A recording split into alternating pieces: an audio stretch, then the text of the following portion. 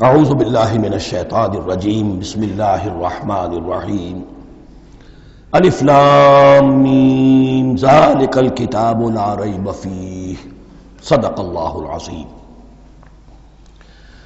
الف لام میم حروف مقطعات ہیں جن کے بارے میں عرض کر چکا ہوں۔ ذالک الکتاب لا ریب فیہ، یہ وہ کتاب ہے اس میں کوئی شک نہیں۔ الکتاب اس لیے کہا گیا ہے کہ قرآن مجید کی پیشین گوئیاں اور خوشخبریاں سابقہ کتابوں میں موجود تھیں، اور چونکہ اس سورہ مبارکہ میں اصل خطاب کا رخ جو ہے وہ ہے سابقہ امت مسلمہ کی طرف، تو ذالک کتاب نہیں کہا گیا، ذالک کتاب لا ریب فیہ نہیں، ذالک الکتاب یہ وہ کتاب ہے، کتاب موعود ہے جس کی پیشین گوئیاں تورات اور انجیل میں موجود تھیں۔ لا ریب فیہ، اس میں کوئی شک نہیں۔ حرف اورا ریب نئے، تبدیل نئے، یہی الفاظ آئے ہیں سورہ سجدہ کے شروع میں بھی۔ الف لام میم تنزیل الکتاب لا ریب فیہ رب العالمین، لا ریب فیہ من رب العالمین، فیہ ھدی للمتقین۔ فیہ دونوں طرف مل سکتا ہے، لا ریب فیہ اسے معانقہ کہتے ہیں۔ لا ریب فیہ پڑھیں گے تو ہدن سے شروع کر دیں گے، لا ریب پر ختم کر دیں گے تو فیہ ہدن للمتقین، یہ دونوں معنی درست ہوں گے۔ آپ کو مل جائے گا جو قرآن شریف لے کر بیٹھے ہوئے ہیں کہ حاشیے میں معانقہ نمبر 1 لکھا ہوا ہے، معانقہ عند المتاخرین۔ ہدن للمتقین یہ ہدایت ہے، رہنمائی ہے اہل تقویٰ میں جو بچنا چاہیں۔ تقویٰ کا اصل مفہوم سمجھ لیجئے، وقا یقی کسی کو بچانا، تقویٰ خود بچنا۔ جن لوگوں کے اندر فطرت سلیمہ ہوتی ہے ان میں اخلاقی حس موجود ہوتی ہے، وہ بری چیز سے بچنا چاہتے ہیں، بھلی کو حاصل کرنا چاہتے ہیں۔ وہ لوگ ہیں کہ جو گویا کہ اس قرآن کا اصل مخاطب ہے، وہی اس سے استفادہ کر سکیں گے۔ الذین یؤمنون بالغیب، اب ان کے کچھ اوصاف، یہ اصل میں بہت زیادہ واضح ہوتا ہے تعویل خاص کے اعتبار سے کہ دیکھ لو درخت کو اپنے پھل سے پہچانتے ہیں، اس قرآن کے پھل موجود ہیں نا، یہ ابو بکر اور عمر اور عثمان اور علی کون ہیں؟ یہ جو مہاجرین آئے ہیں چل کر، مدینے والوں دیکھو یہ کون ہیں، ان کی شخصیتیں کیا ہیں، ان کا کردار کیا ہے، ان کے اوصاف کیا ہے، یہ کس درخت کے پھل ہیں؟ یہ اس بینہ کے پھل ہیں، یہ اس ذکرہ کے پھل ہیں۔ بینہ رسول من اللہ یتلو صحفا مطہرۃ فیہا کتب قیمہ، یہ اس شجرہ مبارکہ کے پھل ہیں۔ دیکھ لو ان کے کیا شب و روز ہے، الذین یؤمنون بالغیب، جو غیب پر ایمان رکھتے ہیں۔ تعویل عام کے اعتبار سے اس کا بہت اہم مفہوم ہوگا، جو یہ طے کر لے کہ سوائے مادے کی دنیا کے مجھے اس سے آگے جانا ہی نہیں، unless I can verify۔ آپ کو معلوم ہے کہ میٹیریل جو حقائق ہے وہ تو آپ ویریفائی کر سکتے ہیں، آنکھ سے دیکھ سکتے ہیں، کان سے سن سکتے ہیں، ویریفائڈ ہے۔ جو یہ سمجھ لے گا کہ اس کے بیونڈ کچھ نہیں ہے، اس کے لیے قرآن میں کوئی ہدایت نہیں۔ ہدایت قرآنی کا نقطہ آغاز یہ ہے کہ انسان یہ سمجھ لے کہ جو اصل حقیقت ہے وہ مستور ہے، نگاہوں سے چھپی ہوئی ہے۔ سامنے جو کچھ نظر آ رہا ہے،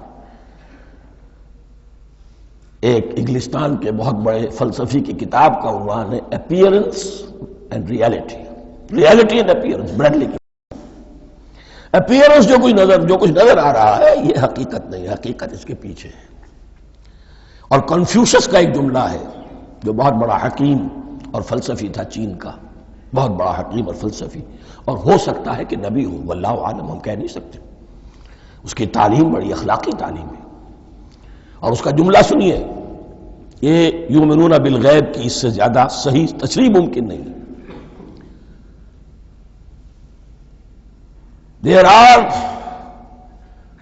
certain things, there's nothing more real than what cannot be seen, and there's nothing more certain than what cannot be heard۔ وہ حقائق جو آنکھوں سے نہیں دیکھے جا سکتے اور کانوں سے نہیں سنے جا سکتے، ان سے زیادہ یقینی اور واقعی حقائق اور کوئی نہیں۔ There is nothing more real than what cannot be seen. And there is nothing more certain than what cannot be heard. الذین یؤمنون بالغیب ویقیمون الصلاۃ، نماز قائم کرتے ہیں، ومما رزقناہم ينفقون، اور جو کچھ ہم نے انہیں دیا ہے اس میں سے خرچ کرتے ہیں، خیر میں، بھلائی میں، نیکی میں، ابنائے نو کی حاجات کو رفع کرنے میں، لوگوں کی تکلیفیں دور کرنے میں، خود اللہ کے لیے، اللہ کی رضا جوئی کے لیے، اللہ کو قرض حسنہ دیتے ہوئے۔ والذین یؤمنون بما انزل الیک وما انزل من قبلک، اور وہ کہ جو ایمان رکھتے ہیں اس پر بھی جو آپ پر نازل کیا گیا ہے محمد صلی اللہ علیہ وسلم، اور اس پر بھی کہ جو آپ سے پہلے نازل کیا گیا۔ یہ بہت اہم الفاظ ہیں، اس لیے کہ عام طور پر آج کل ہمارے ہاں یہ خیال پھیلا ہوا ہے کہ یہ تورات اور انجیل کے پڑھنے کا کوئی فائدہ نہیں، کوئی ضرورت نہیں، کوئی ضرورت نہیں کی حد تک تو شاید بات صحیح ہو، لیکن کوئی فائدہ نہیں، یہ بالکل غلط ہے۔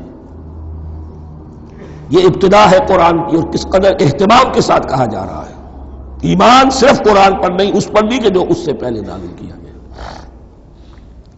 اور سورہ نساء کی آیت، اور سورہ نساء نازل ہوئی ہے کہیں جا کر سن 6 ہجری میں، یا ایھا الذین آمنوا آمنوا باللہ ورسولہ والکتاب الذی نزل علی رسولہ والکتاب الذی انزل من قبل۔ تو اس سے ایمان جو ہے تورات پر اور انجیل پر اور زبور پر اور صحف ابراہیم پر، اجمالی ایمان کی جو اہمیت ہے اس کو اچھی طرح سمجھ لیجیے۔ البتہ یہ ہے کہ چونکہ ہم سمجھتے ہیں اور جانتے ہیں کہ ان کتابوں میں تحریف ہو گئی ہے، لہذا ان کتابوں کی کوئی شے قرآن پر حجت نہیں ہوگی، جو چیز قرآن سے ٹکرائے گی ہم اس کو رد کر دیں گے، ان کتابوں کی کسی شے کو دلیل کے طور پر نہیں لائیں گے۔ لیکن جہاں قرآن مجید کی کسی بات کی نفی نہ ہو رہی ہو تو بہت سے حقائق ہمیں ان کتابوں ہی سے ملتے ہیں۔ انبیاء کے مابین جو زمانی ترتیب ہے، کرونالوجیکل آرڈر جو ہے، وہ تو ہمیں تورات سے ملتا ہے، قرآن میں تو نہیں۔ قرآن میں کبھی حضرت نوح کا ذکر بعد میں ہے، حضرت موسیٰ کا پہلے، وہاں تو کسی اور پہلو سے ترتیب آتی ہے، لیکن وہاں ہمیں تاریخ ملتی ہے، ابراہیم کی، اسحاق کی، یعقوب کی، انبیاء بنی اسرائیل کی، موسیٰ کی، عیسیٰ کی، یہ ساری چیزیں۔ تو اس کی اہمیت جو ہے اس کو سمجھ لیجئے۔ والذین یؤمنون بما انزل الیک وما انزل من قبلک وبالآخرۃ ھم یوقنون، آخرت پر وہ یقین رکھتے ہیں۔ نوٹ کرنے والی بات کیا ہے کہ باقی سب چیزوں کے لیے لفظ ایمان آیا، آخرت کے لیے ایقان کیوں؟ واقعہ یہ ہے کہ انسان کے عمل کے اعتبار سے سب سے زیادہ مؤثر شے ایمان بالآخرہ ہے۔ ایمان بالآخرہ ہے تو عمل سیدھا رہے گا کہ ہاں مجھے جواب دہی کرنی ہے، جانا ہے، اٹھنا ہے، اللہ کے حضور حاضری ہے۔ اگر یہ یقین ہے تو عمل صحیح ہوگا۔ اس میں کمی ہو گئی تو توحید جو ہے وہ بھی بس ایک عقیدہ، ایک ڈوگما بن کے رہ جائے گی۔ ایمان بالرسالت بھی بدعات کو جنم دے گا، عید میلاد نبی منا لیجئے، اور کچھ عشقیہ اشعار کہہ دیجئے، نعتیہ اشعار کہہ دیجئے، اللہ اللہ خیر صلی اللہ، یہ ایمان بالرسالت کے مظہر ہوں گے۔ عمل انسان کا درست ہوتا ہے آخرت کے یقین کے ساتھ۔ وبالآخرۃ ھم یوقنون، آخرت پر انہی کا یقین ہے، انہی کا یقین ہے۔ یہ حصر بھی ہے اس اعتبار سے کہ یہودی میں مدعی تھے کہ ہم آخرت پر یقین رکھتے ہیں، یہاں کنٹراسٹ دکھایا جا رہا ہے، آخرت پر یقین رکھنے والے یہ لوگ ہیں، اور تعویل خاص کے اعتبار سے وہ لوگ موجود ہیں تمہاری نگاہوں کے سامنے۔ 13 برس کی محنت کی کمائی محمد الرسول اللہ صلی اللہ علیہ وسلم کی، اس کتاب کی، یتلو علیہم آیاتہ ویزکیہم ویعلمہم الکتاب والحکمہ، اس کا جو نتیجہ ہے وہ تمہارے سامنے۔ اولئک علی ھدی من ربہم، یہ وہ لوگ ہیں جو اپنے رب کی طرف سے ہدایت پر ہیں۔ وہ ابتدائی ہدایت بھی ان کے پاس تھی، اور یہ تکمیلی ہدایت بھی، قرآن پر بھی ان کا یقین پورا ہے، اور محمد کا اتباع بھی وہ کر رہے ہیں۔ وَأُولَٰئِكَ هُمُ الْمُفْلِحُونَ، اور یہی وہ لوگ ہیں جو فلاح پانے والے ہیں۔ فلاح کا لفظ بھی قرآن مجید کی بڑی اہم اصطلاح ہے، منزل مراد کو پہنچ جانا، کسی باطنی حقیقت کا عیا ہو جانا. اسی لیے اس پر پھر گفتگو انشاءاللہ ہوگی سورہ مومنون کے شروع میں. لیکن یہ کہ فلاح پانے والے، کامیاب ہونے والے اصل میں یہی لوگ ہیں. تو گویا کہ تعویل خاص میں صحابہ کرام کی طرف اشارہ ہو گیا، تعویل عام میں ہر شخص کو بتا دیا گیا اگر قرآن کی ہدایت سے مستفید ہونا ہے تو یہ اوصاف اپنے اندر پیدا کرو. اب دوسرا گروہ، ان الذین کفروا سواء علیہم انذرتہم ام لم تنذرہم لا یؤمنون. یقیناً جن لوگوں نے کفر کیا، اور یہاں مراد کیا ہے؟ جو کفر پر اڑ گئے ہیں.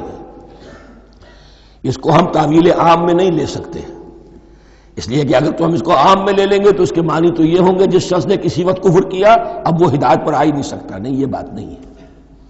کوئی کفر میں ہے، وہ غالطے کی بنا پر ہے، عدم توجہی کی بنا پر ہے، حق اس پر واضح نہیں ہوا ہے اس لیے ہے، تو آپ اسے سمجھائیں گے، انذار و تبشیر سے اسے فائدہ ہو جائے گا، واعظ و نصیحت سے فائدہ ہو جائے گا. ایک وہ ہے کہ جو حق کو سمجھ کر، پہچان کر اور پھر اڑ گئے، ضد کی وجہ سے، ہٹ دھرمی کی وجہ سے، تعصب کی وجہ سے، تکبر کی وجہ سے، حسد کی وجہ سے. ان الذین کفروا، ایسے لوگوں کا معاملہ کیا ہے؟ سواء علیہم انذرتہم ام لم تنذرہم لا یؤمنون. برابر ہے ان کے لیے خواہ آپ انہیں سمجھائیں خواہ نہ سمجھائیں، ڈرائیں نہ ڈرائیں، انذار فرمائیں نہ کریں، لا یؤمنون، وہ ایمان لانے والے نہیں. وہی بات جو میں نے کہی تھی کہ سوتے کو جگایا جا سکتا ہے، جاگتے کو کیسے جگائیں. ختم اللہ علی قلوبہم وعلی سمعہم وعلی ابصارہم غشاوہ. ان کے دلوں پر اللہ نے مہر کر دی ہے. کیوں کر دی ہے؟ یہ ابتداءً مہر نہیں ہوئی، جب حق کو پہچان کر انہوں نے رد کر دیا، اس کی پاداش میں، اس کی سزا کے طور پر. ختم اللہ علی قلوبہم، اللہ نے ان کے دلوں پر مہر کر دی ہے، وعلی سمعہم، اور ان کی سماعت پر بھی، وعلی ابصارہم غشاوہ، اور ان کی آنکھوں کے سامنے پردہ پڑ چکا ہے. یہ مضمون سورہ یاسین کے شروع میں پھر آئے گا بہت شر و بست کے ساتھ. وَلَهُمْ عَذَابٌ عَظِيمٌ، اور ان کے لیے تو اب بہت بڑا عذاب ہے. یہ دوسرا گروہ ہو گیا. ایک رکوع میں دو کو سمیٹ لیا گیا، کل ابھی 7 آیتیں ہوئی ہیں. ایک وہ گروہ جس نے قرآن مجید کی دعوت سے صحیح صحیح استفادہ کیا، ان میں طلب ہدایت کا مادہ موجود تھا، ان کی فطرتیں سلیم تھیں، ان کے سامنے دعوت آئی، قبول کی، اور قرآن کے بتائے ہوئے راستے پر چلے. وہ گلے سرسبد ہیں، وہ شجرہ قرآنی کے نہایت مبارک اور مقدس وہ اس کے پھل ہیں. ایک گروہ وہ ہے جس نے حق کو پہچانا لیکن اس کو رد کر دیا اپنے تعصب یا ہٹ درمی کی وجہ سے. ان کا ذکر آ گیا بہت اختصار کے ساتھ، اس لیے کہ ان کا ذکر آپ کو بہت تفصیل سے مکی صورتوں میں ملے گا. اب آیا تیسرا گروہ، وَمِنَ النَّاسِ، اور لوگوں میں کچھ ایسے بھی ہیں، مَن يَقُولُ آمَنَّا بِاللَّهِ وَبِالْيَوْمِ الْآخِرِ وَمَا هُم بِمُؤْمِنِينَ، جو کہتے تو یہ ہے کہ ہم ایمان رکھتے ہیں اللہ پر بھی اور یوم آخر پر بھی، مگر وہ حقیقت میں مومن نہیں ہے. یہاں ایک بات سمجھ لیجئے، اکثر و بیشتر مفسرین نے اس تیسری کیٹیگری کے بارے میں یہی رائے قائم کی ہے کہ یہ منافقین مذکور ہیں یہاں، اگرچہ لفظ منافق یا لفظ نفاق نہیں آیا یہاں. لیکن مولانا امیر احسن اصلاحی صاحب نے ایک رائے ظاہر کی ہے جو بڑی قیمتی ہے، وہ یہ کہ یہاں ایک کردار کا نقشہ کھینچ دیا گیا ہے. غور کرنے والے غور کر لیں، دیکھ لیں، جس پر بھی وہ چسپاں ہو جائے. اور بالفعل جب یہ آیات نازل ہو رہی تھی تو دو طبقات پر یہ کردار نگاری جو ہے، یہ جو شخصیت کا ہیولہ کھینچا جا رہا ہے، وہ دو کے اوپر راست آ رہا تھا. ایک علماء یہود، وہ بھی کہتے تھے کہ ٹھیک ہے محمد جو کہہ رہے ہیں ہم بھی اللہ کو مانتے ہیں، آخرت کو بھی مانتے ہیں، اسی لیے یہاں رسالت کا ذکر نہیں ہے. بھئی ہم محمد ہی کو نہیں مانتے نا صلی اللہ علیہ وسلم، باقی اگر 1.25 لاکھ نبی آئے ہیں تو باقی 1.25 لاکھ کو تو ہم مانتے ہیں. ایک محمد کو نہیں مانا، ایک عیسیٰ کو نہیں مانا، بس. تو ہمیں بھی مانا جانا چاہیے کہ ہم بھی مسلمان ہیں. ایک یہ ان کی رائے ہے، اور واقعہ یہ ہے کہ یہاں اس طریقے کا تذکرہ ہو رہا ہے کہ جس سے ان کا کردار بھی جھلک رہا ہے، روح سخن ان کی طرف جا رہا ہے. مجھے یاد ہے اپنی 10ویں جماعت کے زمانے میں دہلی میں نے دیکھا تھا کہ ناٹ سرکس وہاں کا ایک بڑی مارکیٹ ہوتی تھی، تو جوتے کی ایک دکان پہ ایک بہت بڑا جوتا لٹکایا ہوا تھا، بہت بڑا، اور لکھا تھا free to home it fits, جس کے پاؤں میں یہ ٹھیک ٹھیک آ جائے وہ لے جائے اس کو۔ تو یہ free to home it fits ہے، ایک کردار ہے، اب یہ کردار جس کے اوپر بھی فٹ بیٹھ جائے، ان میں یقیناً زیادہ تو غلبہ یہی ہے جو مفسرین کی رائے ہے، منافقین کا معاملہ جو ہو رہا ہے، لیکن یہ کردار بعین نہیں فٹ بیٹھ رہا ہے یہود کے علماء پر۔ اور یہ بھی نوٹ کر لیجئے کہ جو مدینہ منورہ میں نفاق کا جو پودا پروان چڑھا ہے، بلکہ پودا نہیں کہنا چاہیے، جھاڑ جھکاڑ جو پروان چڑھا ہے، وہ یہودیوں کے زیر اثر، جیسے جنگل کے اندر بڑے بڑے درخت بھی ہوتے ہیں اور اندر جو ہے نیچے جھاڑیاں بھی ہوتی ہیں، تو یہ نفاق کا جھاڑ جھکاڑ جو ہے وہ یہودی علماء کا جو پودا تھا، اور بہت بڑا تھا، اس میں کوئی شک نہیں، اس کے سائے میں پروان چڑھا ہے۔ ان دونوں میں معنوی ربط بھی ہے۔ وَمِنَ النَّاسِ مَن يَقُولُ آمَنَّا بِاللَّهِ وَبِالْيَوْمِ الْآخِرِ وَمَا هُم بِمُؤْمِنِينَ، اور لوگوں میں سے کچھ ایسے بھی ہیں جو کہتے تو یہ ہے کہ ہم ایمان رکھتے ہیں اللہ پر اور یوم آخر پر، لیکن وہ مومن نہیں ہیں۔ يُخَادِعُونَ اللَّهَ وَالَّذِينَ آمَنُوا وَمَا يَخْدَعُونَ إِلَّا أَنفُسَهُمْ، وہ دھوکہ دینے کی کوشش کر رہے ہیں اللہ کو اور اہل ایمان کو۔ یہ یخادعون جو ہے یہ باب مفعلہ ہے، باب مفعلہ میں کشمکش ہوتی ہے، کشاکش ہوتی ہے، لہذا ترجمہ میں نے کیا کوشش کر رہے ہیں۔ وما یخدعون الا انفسهم، یہ ثلاثی مجرد میں آ گیا، اور نہیں دھوکہ دے رہے مگر صرف اپنے آپ کو۔ یہ یقینی ہے اپنے آپ کو تو دھوکہ دے رہے ہو، لیکن یہ کہ اللہ اس کے رسول کو اور اللہ اور اہل ایمان کو دھوکہ نہیں دے سکتے۔ سورہ نساء کی آیت نمبر 142 میں یہ کھل کر منافقین کے بارے میں یہی الفاظ آئے ہیں، ان المنافقین یخادعون اللہ وہو خادعہم، یقیناً منافقین جو ہے وہ اللہ کو دھوکہ دینے کی کوشش کر رہے ہیں اور اللہ انہیں دھوکہ دے رہا ہے۔ فی قلوبہم مرض، ایک لفظ اور رہ گیا، وما یشعرون، انہیں اس کا شعور نہیں ہے۔ یہ بہت اچھی طرح نوٹ کر لیجئے، منافقین کی بھی اکثریت وہ تھی جنہیں اپنے نفاق کا شعور نہیں تھا، وہ اپنے تئیں سمجھتے تھے اپنے آپ کو مسلمان، وہ کہتے تھے یہ بے وقوف لوگ ہیں، محمد رسول اللہ کے بارے میں کہتے تھے یہ خام خواہ جو ہے انہوں نے لڑائی بھڑائی مول لے لی ہے اہل مکہ کے ساتھ، کیا ضرورت ہے، امن کے ساتھ جو ہے بات کرنی چاہیے۔ وہ سمجھتے تھے کہ ہم خیر خواہ ہیں، ہم بھلی بات کہہ رہے ہیں، یہ بے وقوف لوگ ہیں، دیکھتے نہیں کہ کس سے ٹکرا رہے ہیں، ہاتھ میں اسلحہ نہیں ہے اور لڑائی کے لیے جا رہے ہیں، تو بے وقوف تو یہ ہے۔ لیکن وہ سمجھتے تھے کہ ہم تو بڑے مخلص ہیں، ہم مسلح ہیں، تو ما یشعرون بہت ضروری ہے۔ بعض لوگ منافق ایسے بھی تھے کہ جو اسلام میں داخل ہی ہوتے تھے دھوکہ دینے کی خاطر، اور ان پہ پہلے دن سے واضح ہوتا تھا کہ ہم مسلمان نہیں ہیں، ہم نے اسلام کا لبادہ اوڑھا ہے صرف دھوکے کے لیے۔ اس کا ایک ذکر سورہ آل عمران میں آئے گا، لیکن اکثر و بیشتر منافقین دوسری طرح کے تھے جنہیں اپنے نفاق کا شعور حاصل نہیں تھا۔ فی قلوبہم مرض، ان کے دلوں میں ایک روگ ہے، بیماری ہے۔ یہ روگ اور بیماری کیا ہے؟ ایک لفظ میں اس کو تعبیر کیا جائے، کردار کی کمزوری، ویکنس آف کیریکٹر۔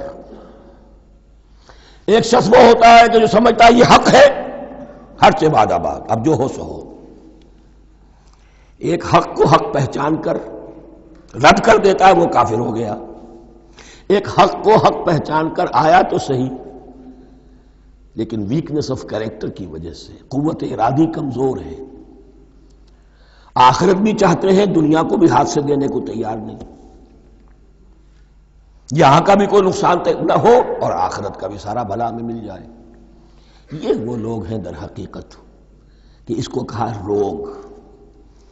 فی قلوبہم مرض فزادہم اللہ مرضا، تو اللہ نے ان کے مرض میں اضافہ کر دیا۔ یہ اللہ کی سنت ہے، آپ حق پر چلنا چاہیں حق کا راستہ آپ کے لیے آسان کر دے گا، آپ برائی کی طرف جانا چاہیں بڑی سے بڑی برائی آپ کے لیے ہلکی ہوتی چلی جائے گی، کوئی خاص بات ہی نہیں، چلو یہ بھی کر گزرو، جب یہ کر لیا تو یہ بھی کر گزرو۔ اور اگر آپ بین بین لٹکنا چاہیں تو اللہ اسی پہ چھوڑ دیتا ہے، ٹھیک ہے، آپ سمجھتے ہیں ہم کامیاب ہو رہے ہیں، ہم نے مسلمانوں کو بھی دھوکہ دے لیا، وہ ہمیں مسلمان سمجھتے ہیں، اور یہودیوں کو بھی دھوکہ دے لیا، وہ سمجھتے ہیں کہ ہم ان کے ساتھی ہیں، تو سمجھا کامیاب ہو رہے ہیں، حقیقت میں کامیابی نہیں۔ فی قلوبہم مرض فزادہم اللہ مرضا ولہم عذاب علیم بما کانوا یکذبون، اور ان کے لیے تو دردناک عذاب ہے۔ عذاب عظیم کا لفظ آیا تھا اوپر کفار کے لیے، وَلَهُمْ عَذَابٌ عَظِيمٌ، 7ویں آیت ختم ہوئی، اور عذاب علیم کا لفظ آیا یہاں، ان کے لیے دردناک المناک عذاب ہے، بما کانوا یکذبون، بسبب اس جھوٹ کے جو وہ بول رہے تھے۔ وَإِذَا قِيلَ لَهُمْ لَا تُفْسِدُوا فِي الْأَرْضِ، اور جب ان سے کہا جاتا تھا مت فساد کرو زمین میں، مراد کیا ہے اس سے؟ کہ جب محمد کو مان لیا کہ اللہ کے رسول ہیں، اب ٹھیک ٹھیک پیروی کرو، ان کے پیچھے چلو، ان کا حکم ہے تو جنگ کے لیے نکلو، ان کی طرف سے تقاضا آتا ہے مال پیش کرو، اور اگر تم اس سے کتراتے ہو تو فساد مچا رہے ہیں، جماعتی زندگی کے اندر فتنہ و فساد پیدا کر رہے ہیں۔ وَإِذَا قِيلَ لَهُمْ لَا تُفْسِدُوا فِي الْأَرْضِ قَالُوا إِنَّمَا نَحْنُ مُصْلِحُونَ، وہ کہتے تھے نہیں ہم تو صلح کرانے والے ہیں، اصلاح کرنے والے ہیں، ہم چاہتے ہیں لڑنا بھیڑنا کوئی اچھی بات نہیں ہے، ٹکراؤ تصادم یہ کوئی اچھے کام تھوڑا ہی ہے، بس ٹھنڈے ٹھنڈے دعوت دیتے رہو، جو چاہے قبول کر لے، جو چاہے رد کر دے، خام خواہ یہ ٹکرانا اور یہ جنگ کرنا اور اللہ کے دین کو غالب کرنے کے لیے یہ قربانی دو اور یہ مصیبت جھیلو اور یہ مشقت برداشت کرو اور یہ چیز چھوڑو اور یہ ترک کرو، یہ کاہے کے لیے؟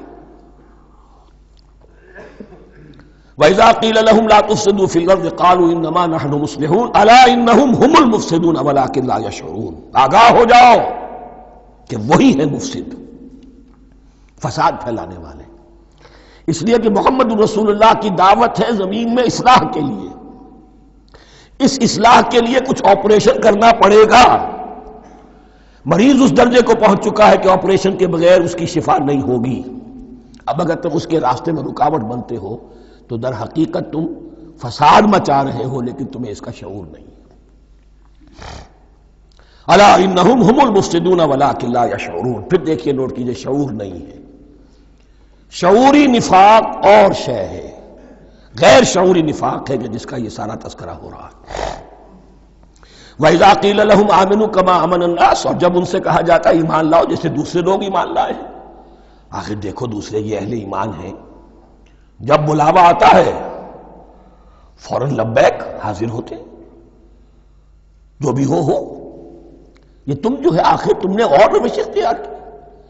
وَإِذَا قِيلَ لَهُمْ آمِنُوا كَمَا آمَنَ النَّاسُ قَالُوا أَنُؤْمِنُ كَمَا آمَنَ السُّفَهَاءُ، وہ کہتے ہیں کہ کیا ہم ایمان لائے جیسے یہ بے وقوف لوگ ایمان لائے، انہیں تو اپنے نفع کی فکر، نہ نقصان کی فکر، نہ خطرات کا کوئی خیال، نہ اندیشوں کا کوئی گمان، جان جائے مال جائے، اولاد کو چھوڑ دیں، گھر بار چھوڑ کے آ گئے ہیں، ان سے بڑے بے وقوف کون ہوں گے؟ بال بچے چھوڑ آئے ہیں کفار مکہ کے رحم و کرم پر، سرداران قریش جو چاہے ان کے ساتھ کریں، تو یہ تو بے وقوف لوگ ہیں۔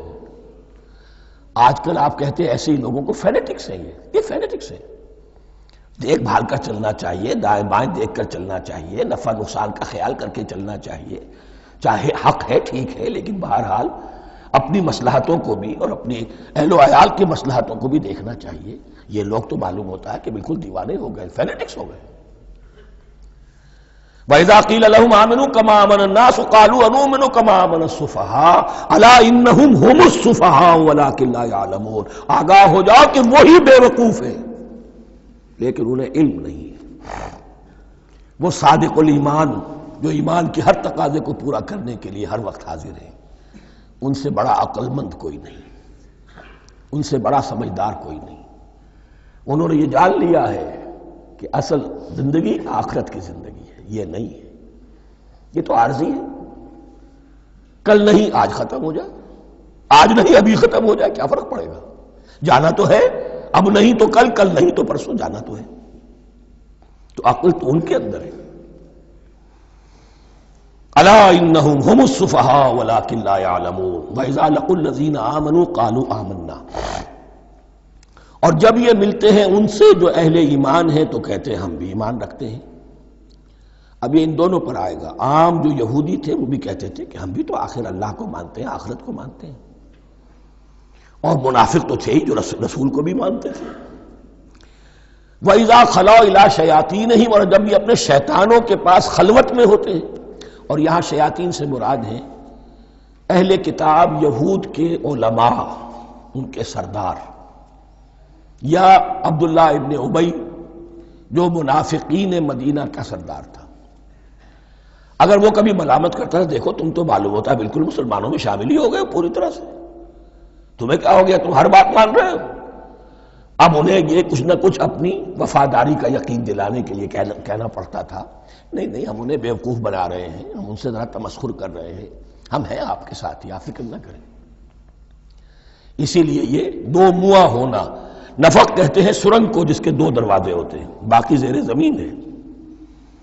نافقہ گوہ کا بل ہے کہ دو دروازے رکھتا ہے، دو اس کے منہ رکھتا ہے کہ ادھر سے اگر کتا داخل ہو جائے شکار کے لیے تو ادھر سے نکل بھاگے، ادھر سے آئے تو ادھر سے نکل بھاگے۔ تو دو منہ انسان، یہ در حقیقت جس کو پھر سورہ نساء میں کہا گیا لا الہ الا ولا الہ الا، نہ ادھر کے ہیں نہ ادھر کے، مذبذبین بین ذالک، اس کے درمیان مذبذب ہو کر رہ گئے۔ یہ شیطان کا لفظ یہاں سمجھ لیجئے کہ اس کے دو رائے ہیں کہ یہ شطنہ سے بنا ہے یا شات سے بنا ہے، شین الف توئے یا شین تو نون۔ شطنہ کے معنی تباعدا، کو بہت دور ہو گیا، دور ہو گیا۔ شیطان سے مراد جو اللہ کی رحمت سے بہت دور ہو گیا۔ اور شاتا یشیتو کے معنی ہے احترق غضبا وحسدا، کوئی شخص غصے اور حسد کے اندر جل رہا ہو، وہ شاتا یشیتو ہے۔ اس سے فعلان کے وزن پر، رحمان کے وزن پر، غضبان کے وزن پر شیطان، یعنی وہ کہ جو حسد اور غضب کی آگ میں جل رہا ہے۔ تو یہ ایک تو شیطان وہ ہے جو جنات میں سے ہے، جس کا نام عزازیل تھا پہلے، اب ہم اسے ابلیس کے نام سے جانتے ہیں، وہ ایک شیطان ہے، جنی ہے۔ پھر یہ کہ جو بھی اس کے پیروکار ہیں دنیا میں انسانوں میں سے ہو یا جنات میں سے ہو، وہ بھی شیاطین ہیں۔ اسی طرح اہل کفر، اہل زیغ کے جو بڑے بڑے سردار ہوتے ہیں ان کو بھی شیطان سے تعبیر کیا گیا۔ وَإِذَا خَلَوْا إِلَىٰ شَيَاطِينِهِمْ قَالُوا إِنَّا مَعَكُمْ، اور جب وہ خلوت میں ہوتے ہیں، علیحدگی میں ہوتے ہیں اپنے شیاطین کے پاس، سرداروں کے پاس، کہتے ہیں ہم تو آپ کے ساتھ ہیں، انما نحن مستہزئون، یہ تو ہم ان مسلمانوں کو بیوقوف بنا رہے ہیں، ان سے استہزاء کر رہے ہیں، تمسخر کر رہے ہیں۔ ہم تمسخر میں کہہ دیتے ہیں کہ ہم بھی آپ کے ساتھ ہیں، آمنا۔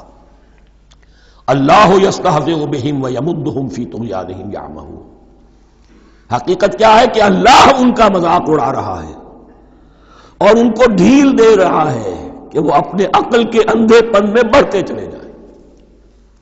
اللہ تعالیٰ جیسا میں نے عرض کیا رسی دراز کرتا ہے، کوئی شخص غلط راستے پر جائے تو جاؤ بھائی، فوراً تو نہیں پکڑتا، اگر فوراً پکڑ لے تو سیدھا ہو جائے گا، چلتے جاؤ، جہاں جانا چاہتے ہو جاؤ۔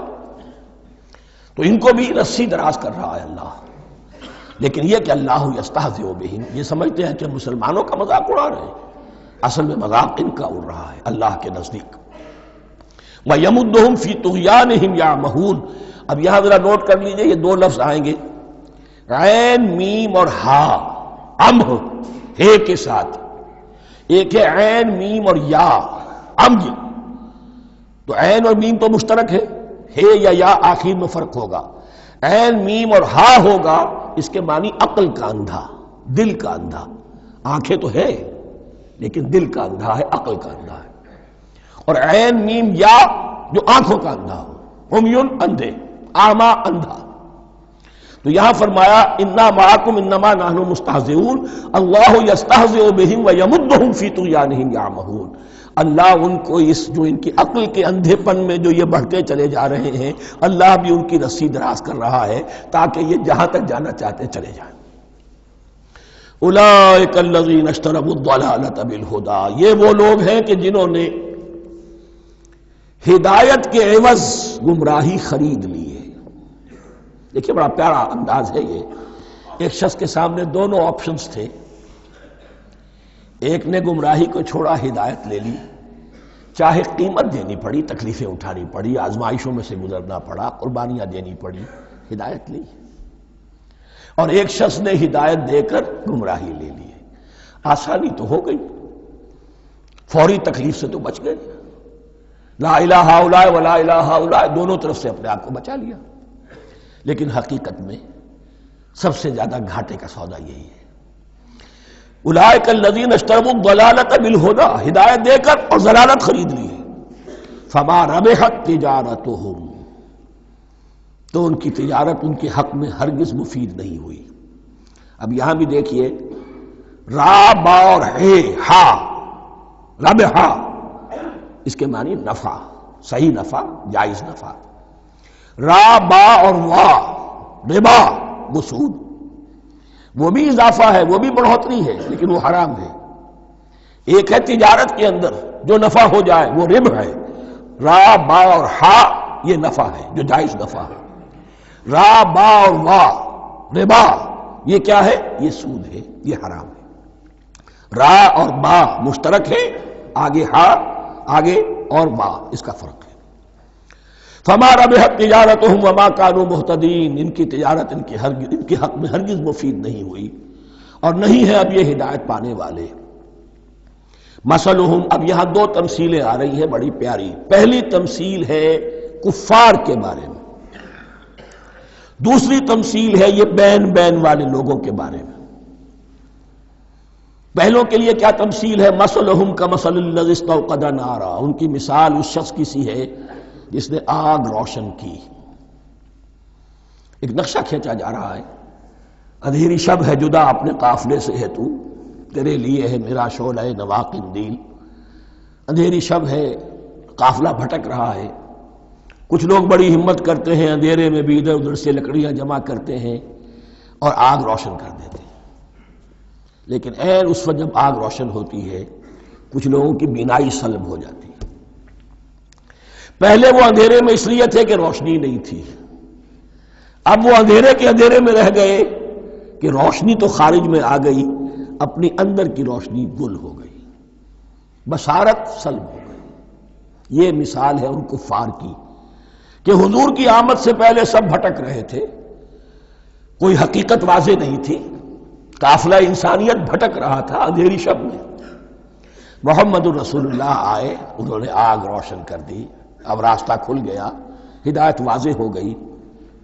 لیکن کچھ ضد یا تعصب یا تکبر یا حسد کی بنیاد پر کچھ لوگوں کی اندر کی بینائی زائل ہو گئی، تو وہ تو ویسے کے ویسے بھٹک رہے ہیں، جیسے پہلے اندھیرے میں تھے ویسے ہی اب اندھیرے میں ہیں۔ روشنی میں آنے والے تو وہ ہیں، دیکھ لو جن کا ذکر سب سے پہلے ہوا ہے۔ مثلہم کمثل الذی استوقد نارا، اس شخص کی سی ہے کہ جس نے آگ روشن کی۔ فلما اضاءت ما حولہ، جب اس آگ نے اپنے ماحول کو گردا گرد کو روشن کر دیا، ذهب اللہ بنورہم، اللہ ان کی نور بصارت کو لے گیا، سلب کر لیا اللہ نے۔ وترکہم فی ظلمات لا یبصرون، اور چھوڑ دیا انہیں ان اندھیروں کے اندر کہ وہ کچھ نہیں دیکھتے۔ صم بکم عمی فہم لا یرجعون، اسم کہتے ہیں بہرے کو، سم جمع ہے اس کی، سمن۔ اب کمو کہتے ہیں گونگے کو، بکمن اس کی جمع ہے۔ آما کہتے ہیں اندھے کو، عمیٌ اس کی جمع ہے۔ یہ بہرے ہیں، گونگے ہیں، اندھے ہیں، فہم لا یرجعون، اب یہ لوٹنے والے نہیں۔ یہ کون ہے؟ ابو جہل ہے، ابو لہب ہے، ولید بن مغیرہ ہے، عقبہ ابن ابی معیط ہے۔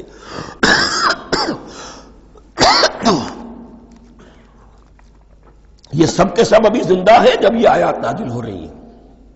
ابھی تو غزوہ بدر ہوگا سن 2 ہجری میں، اور اس میں یہ سب جو ہے واصل جہنم ہوں گے، ابھی تک تو ہے نا۔ یہ لوگ ہو گئے اس کی مثال۔ مثلہم کمثل الذی استوقد نارا فلما اضاءت ما حولہ ذهب اللہ بنورہم وترکہم فی ظلمات لا یبصرون صم بکم عمی فہم لا یرجعون۔ اب دوسری مثال، او کصیب من السماء، یا بڑی زور کی بارش برس رہی ہے آسمان سے، فیہ ظلمات، اس میں اندھیرے بھی ہیں، ورعد اور گرج ہے، وبرق اور بجلی چمک رہی ہے، یجعلون اصابعہم فی اذانہم من الصواعق حذر الموت، کچھ لوگ ہیں کہ جو اپنی انگلیاں اپنے کانوں کے اندر ٹھوسے ہوئے ہیں کہ وہ جو کڑک ہے اس سے ان کی جانیں نہ نکل جائیں، موت نہ آ جائے۔ کڑکا ایسا ہے کہ اس کڑکے سے بچنے کے لیے اپنی انگلیاں اپنی کانوں میں ٹھوس رکھی، حذر الموت، موت کے خوف سے۔ واللہ محیط بالکافرین، اللہ ایسے کافروں کا احاطہ کیے ہوئے ہے، بچ کر کہاں جائیں گے۔ یکاد البرق یخطف ابصارہم، قریب ہے کہ بجلی ان کی نگاہوں کو لے جائے، ان کی بینائی کو سلب کر لے۔ کلما اضاء لہم، لیکن ہوتا کیا ہے، جب ذرا روشنی ہوئی تو چل لیے۔ مشوا فیہ، بجلی چمکی، کچھ نظر آ گیا دائیں بائیں تو کچھ تھوڑا سا چل لیے۔ وَإِذَا أَظْلَمَ عَلَيْهِمْ، اور جب تاریکی ان پر طاری ہو گئی، قاموا، کھڑے کے کھڑے رہ گئے۔ یہ نقشہ ہے ان کا کہ ایک طرف بارش ہو رہی ہے، قرآن مجید ہے، آسمان سے نازل ہو رہا ہے، یہ ماہ مبارکہ ہے، یہ کتاب مبارک ہے، لیکن یہ کہ اس کے ساتھ کڑکے ہیں، گرج ہے، کفر سے مقابلہ ہے، کفر کی طرف سے دھمکیاں ہیں، اندیشے ہیں، خطرات ہیں، امتحانات ہیں، آزمائشیں ہیں۔ ذرا کہیں حالات کچھ بہتر ہوئے، کچھ جسے بریدنگ سپیس کہتے ہیں ملی، تو تھوڑا سا چل لیے، ہم بھی مسلمان ہیں، کوئی خاص موقع نہیں ہے، کسی جنگ کے لیے بلایا نہیں جا رہا ہے، تو بڑھ چڑھ کے باتیں کر رہے ہیں، اپنے ایمان کا اظہار بھی کر رہے ہیں۔ جیسے ہی کوئی آزمائش آئی، قاموا، ٹھٹک کر کھڑے کے کھڑے رہ گئے۔ وَلَوْ شَاءَ اللَّهُ لَذَهَبَ بِسَمْعِهِمْ وَأَبْصَارِهِمْ، اللہ چاہتا تو ان کی سماعت اور بصارت کو بھی سلب کر لیتا، لیکن اللہ کا قانون یہی ہے، جو جہاں رہنا چاہے اس نے آزادی ارادہ دی ہے انسان کو۔ تم اگر مومن صادق بن کر رہنا چاہتے ہو، اس کو آسان کر دے گا تمہارے لیے۔ تم نے اپنے تعصب کی وجہ سے، اپنے تکبر کی وجہ سے کفر کا راستہ اختیار کیا، اللہ اسی کو کھول دے گا۔ تم بیچ میں لٹکنا چاہتے ہو، لٹکتے رہو، اللہ تعالیٰ جو ہے جبرن کسی کو نہ حق پہ لائے گا، نہ جبرن کسی کو باطل پر لے کر جائے گا۔ اس لیے کہ جبر اگر ہو تو پھر امتحان کا معاملہ ختم، پھر جزا و سزا بیکار ہے، غیر منطقی ہے، غیر معقول ہے۔ ان اللہ علی کل شیء قدیر، یقیناً اللہ تعالیٰ ہر چیز پر قادر ہے۔ یہ دو رکوع اس اعتبار سے کہ انسانی شخصیتوں کا سمجھنا، اور جیسا کہ میں نے عرض کیا، تعویل عام ذہن میں رکھیے، جب بھی کبھی کوئی دعوت حق اٹھے گی، اگر وہ واقعتاً کل کے کل حق کی دعوت ہے اور اس میں انقلابی رنگ ہے کہ باطل سے پنجہ آزمائی کرنی ہے، باطل کو نیچا دکھانا ہے، حق کا غلبہ کرنا ہے، تو یہ تین قسم کے افراد لازماً ہمیشہ وجود میں آ جائیں گے۔ ان کو پہچاننا، ان کے کردار کی جو اصل جو اس کے پیچھے پس منظر ہے، اس کو جاننا بہت ضروری ہے۔ میں وقفہ کر رہا ہوں ذرا بھائی۔ الرحمن الرحیم، اب جو تیسرا رکوع آ رہا ہے سورہ بقرہ کا، اس میں قرآن کی دعوت کا خلاصہ ہے۔ قرآن کیا ماننے کی دعوت دیتا ہے، اس کی پکار کیا ہے۔ جیسا کہ میں عرض کر چکا ہوں، 2/3 قرآن پہلے نازل ہو چکا ہے، پس منظر میں ہے۔ ہمارے لیے اس ترتیب مصحف کے اعتبار سے وہ قرآن بعد میں آئے گا، ترتیب نزولی کے اعتبار سے وہ پس منظر میں موجود ہے، لیکن چونکہ یہاں پر مصحف کے اندر یہاں سے آغاز کیا جا رہا ہے، لہذا اس کا خلاصہ جو ہے لب لباب، یہ ایک رکوع میں، اور قرآن کے فلسفے کا اور اس کے بعض نہایت ہی اہم جو موضوعات ہیں اور مسائل ہیں، ان کا ذکر پھر چوتھے رکوع میں۔ ابھی ہم تیسرا رکوع پڑھ رہے ہیں۔ یا ایھا الناس اعبدوا ربکم الذی خلقکم والذین من قبلکم لعلکم تتقون، اے لوگو بندگی اختیار کرو اپنے اس رب کی، اپنے اس مالک کی جس نے تمہیں پیدا کیا، اور نہ صرف تم کو پیدا کیا، تم سے پہلے جتنے لوگ گزرے انہیں بھی پیدا کیا تاکہ تم بچ سکو۔ یہ قرآن کی دعوت کا خلاصہ ہے، اور یہ نوٹ کر لیجئے، یہ تمام انبیاء اور رسل کی دعوت یہی تھی۔ ہم جب پڑھیں گے سورہ اعراف پڑھیں گے، سورہ شعراء پڑھیں گے، ایک ایک کا نام لے کر، ان اعبدوا اللہ واطیعون، ہر رسول کی دعوت یہ تھی اللہ کی بندگی کرو، میری اطاعت کرو۔ یا قوم اعبدوا اللہ ما لکم من الہ غیرہ، اے میری قوم کے لوگوں اللہ کی بندگی کرو، تمہارا کوئی الہ اور معبود اس کے سوا نہیں ہے۔ پھر حضور قرآن یہی عبادت رب انسان کی تخلیق کی غایت ہے، وما خلقت الجن والانس الا لیعبدون، ہم نے جنوں اور انسانوں کو پیدا ہی صرف اس لیے کیا ہے کہ ہماری بندگی کریں۔ لیکن یہاں ایک فرق بہت بڑا ہے، تمام رسولوں کی دعوت یہی ہے، محمد الرسول اللہ کی بھی یہی ہے، لیکن بڑا فرق کیا ہے؟ باقی تمام رسولوں کی دعوت آپ کو ملے گی یا قوم، اے میری قوم کے لوگوں، یہاں ہے یا ایھا الناس، اے بنی آدم، اے بنی نوع انسان۔ معلوم ہوا کہ تمام رسول حضور سے پہلے صرف اپنی اپنی قوموں کی طرف آئے ہیں، پہلے اور آخری اور کامل رسول ہیں اللہ کے محمد صلی اللہ علیہ وسلم، جن کی دعوت آفاقی ہے۔ یا ایھا الناس، یا قوم نہیں، یا ایھا الناس اعبدوا ربکم الذی خلقکم والذین من قبلکم۔ اس میں دلیل بھی آ گئی کہ عام طور پر لوگ جو ہے غلط راستے پر اس دلیل سے جمے رہتے ہیں کہ ہمارے آباء و اجداد کا راستہ یہی تھا۔ تو بھائی جیسے تم مخلوق ہو ایسے ہی وہ بھی تو مخلوق تھے، جیسے تم خطا کر سکتے ہو وہ بھی تو خطا کر سکتے تھے۔ لہذا یہ نہ دیکھو کہ آباء و اجداد کا راستہ کیا تھا، دیکھو یہ کہ حق کیا ہے، لعلکم تتقون، تاکہ تم بچ جاؤ، دنیا میں افراط و تفریط کے دھکوں سے بچ جاؤ گے، آخرت میں اللہ کے عذاب سے بچ جاؤ گے۔ ان دونوں سے اگر بچنا ہے تو اللہ کی بندگی کی روش اختیار کرو۔ اچھا کس رب کی؟ الذی جعل لکم الارض فراشا والسماء بناء، جس نے تمہارے لیے زمین کو فرش بنا دیا اور آسمان کو چھت بنا دیا۔ وانزل من السماء ماء، اور آسمان سے پانی برسایا۔ فاخرج بہ من الثمرات رزقا لکم، اور پھر اس پانی کے ذریعے سے زمین سے میووں کی شکل میں، پیداوار کی شکل میں تمہارے لیے رزق اگایا۔ فلا تجعلوا للہ اندادا وانتم تعلمون، تو ہرگز نہ اللہ کا مد مقابل کسی کو ٹھہراؤ جانتے بوجھتے۔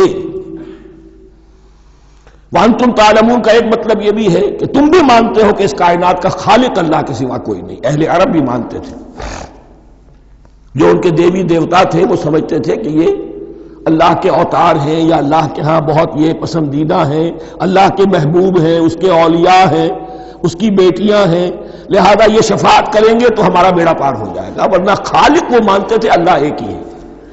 جب تم یہ مانتے ہو کائنات کا خالق ایک، مدبر ایک، تو اب کسی کو اس کا مد مقابل نہ بناؤ۔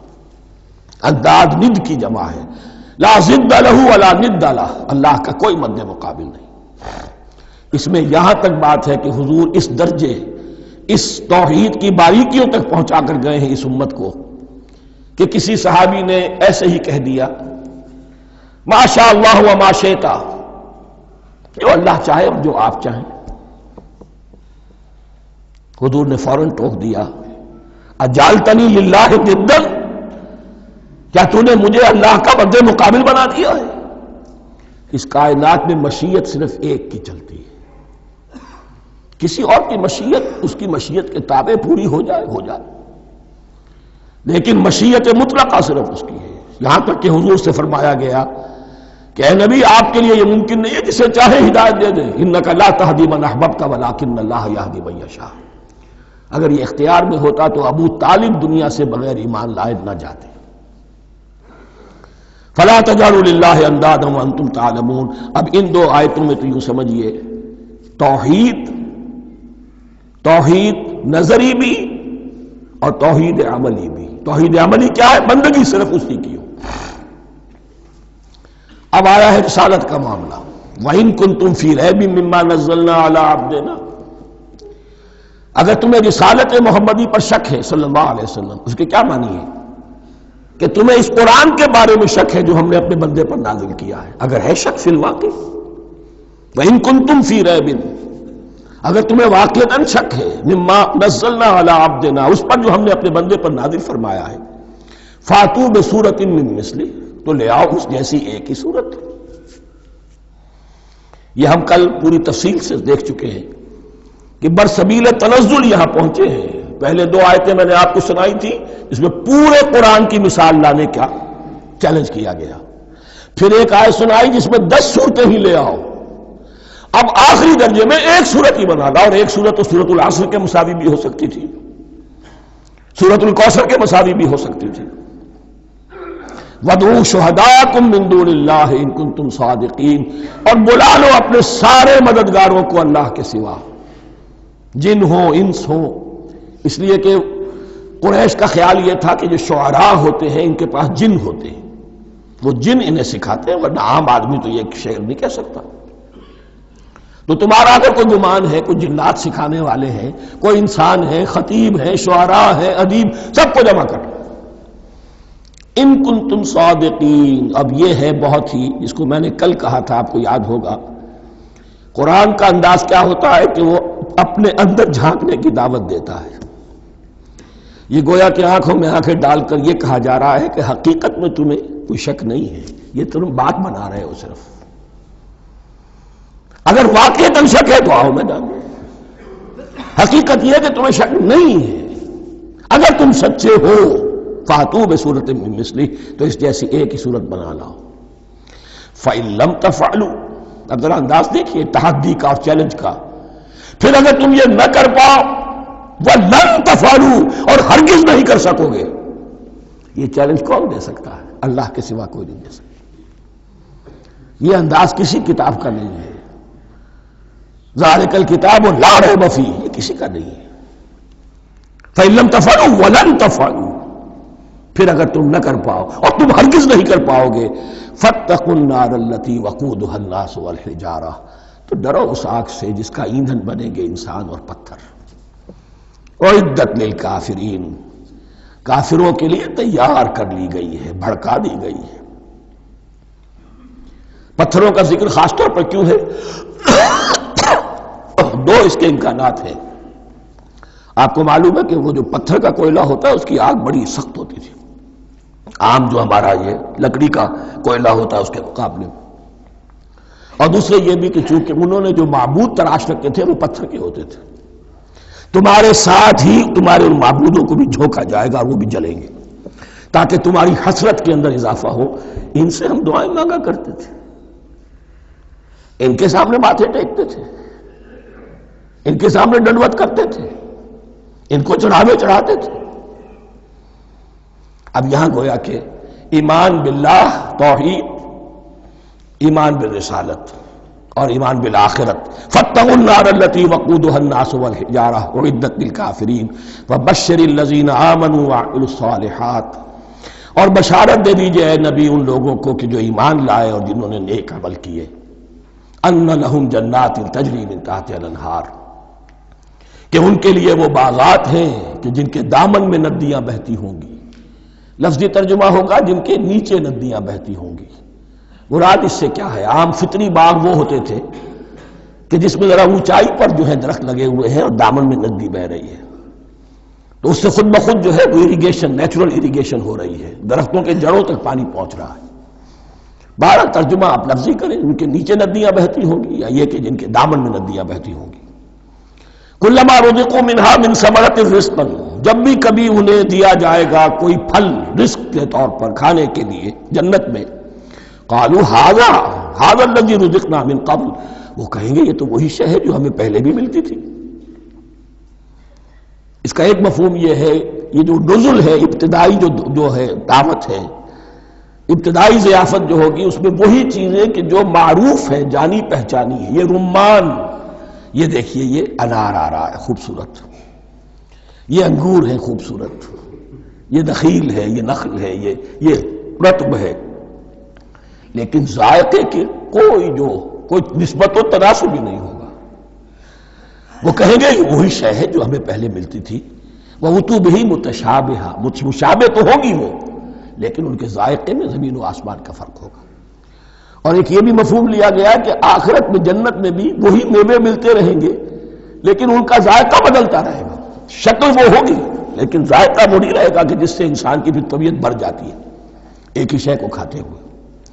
وَلَهُمْ فِيهَا أَزْوَاجٌ مُطَهَّرَةٌ، اور ان کے لیے ہوں گے اس میں بہت ہی پاک باز، نہایت پاک کی ہوئی بیویاں ہوں گی.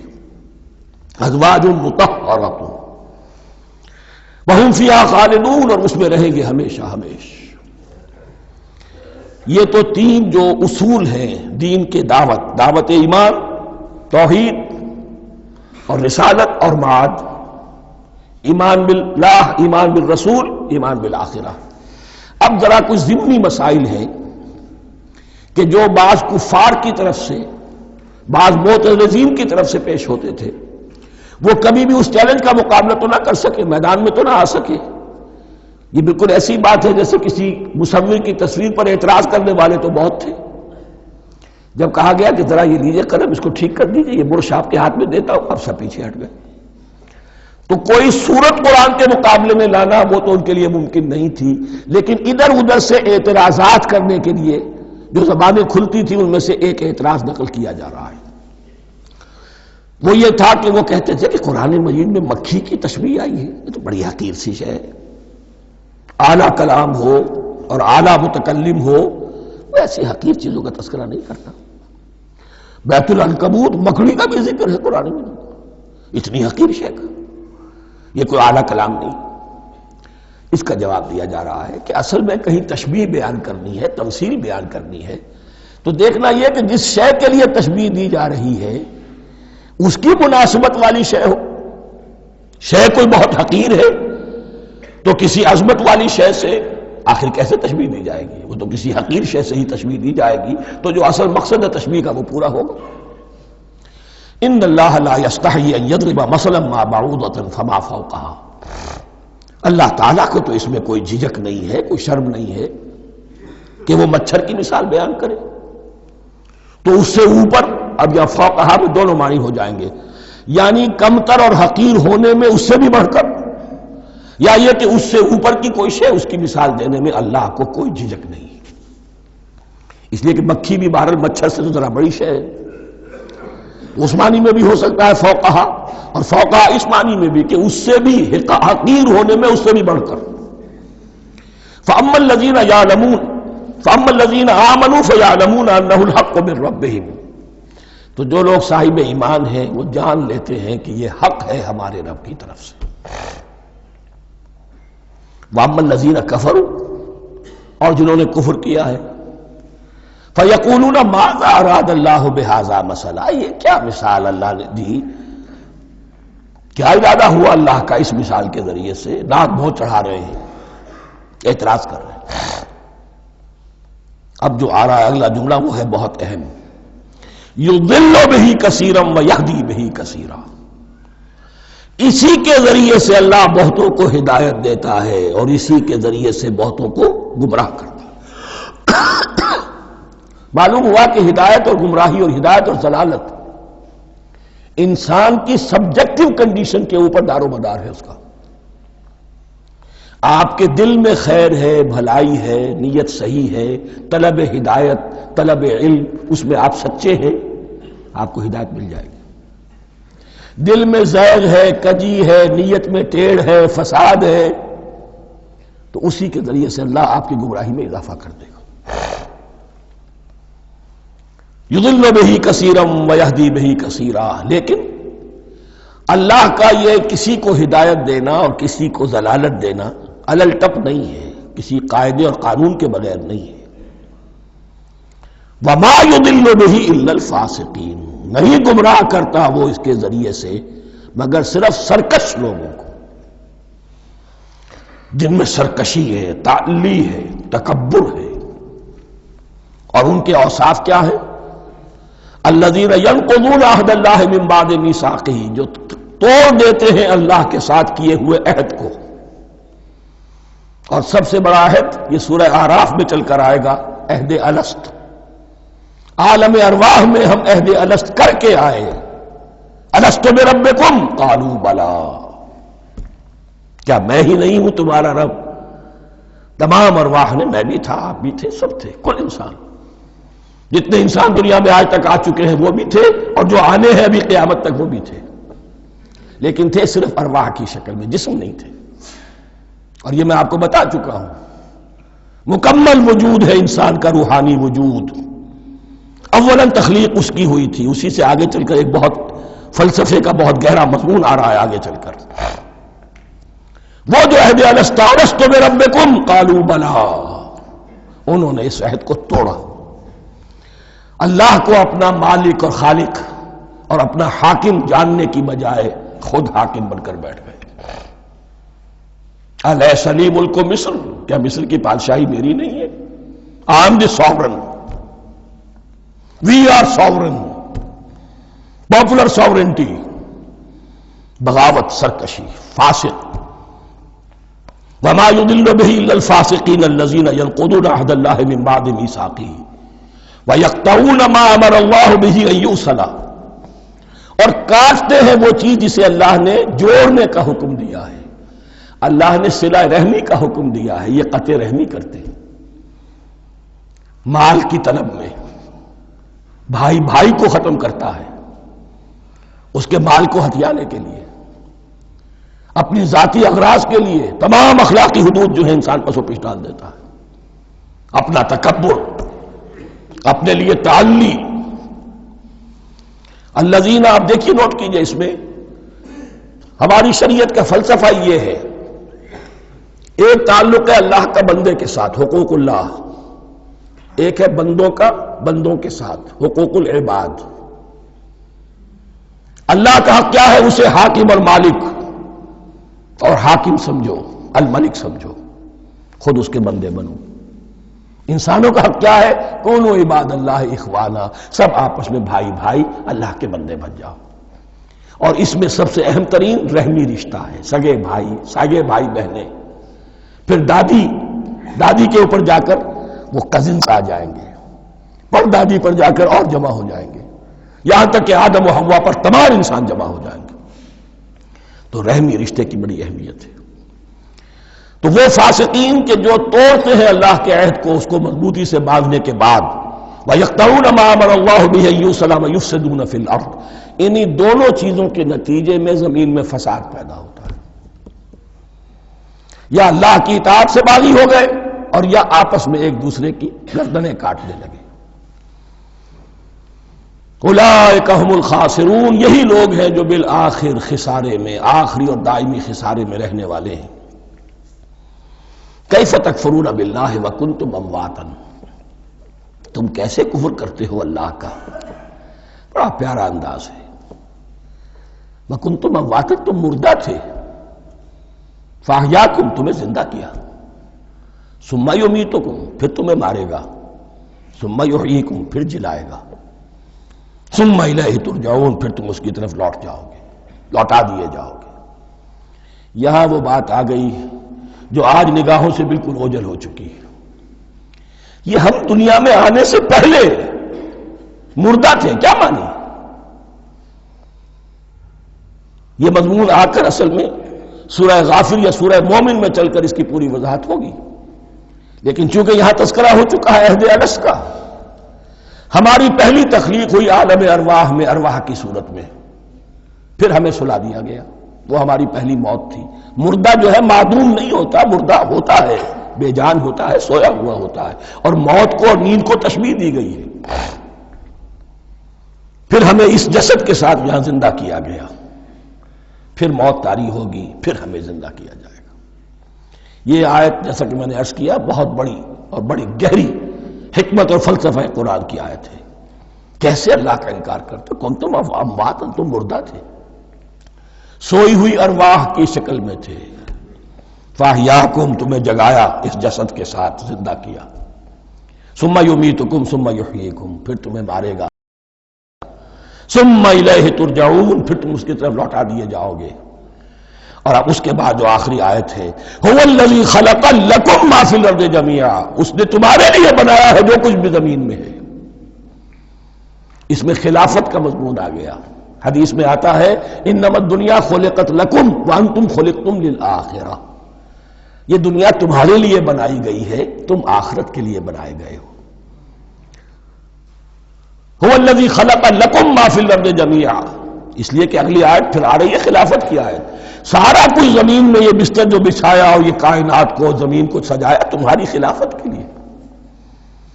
ثم استوى الى السماء فسواهن سبع سماوات، پھر وہ متوجہ ہوا آسمانوں کی طرف اور انہیں 7 آسمانوں کی شکل میں بنا دیا. جیسا کہ میں کل عرض کر چکا ہوں، یہ تاحال ابھی یہ آیات متشابہات میں سے ہے. 7 آسمانوں کی کیا حقیقت ہے ہم اس سے ابھی پورے طور سے واقف نہیں. وَهُوَ بِكُلِّ شَيْءٍ عَلِيمٌ، اور اسے ہر شے کا علم حقیقی حاصل ہے. بارک اللہ لی ولکم فی القرآن العظیم ونفعنی وإیاکم بالآیات والذکر الحکیم.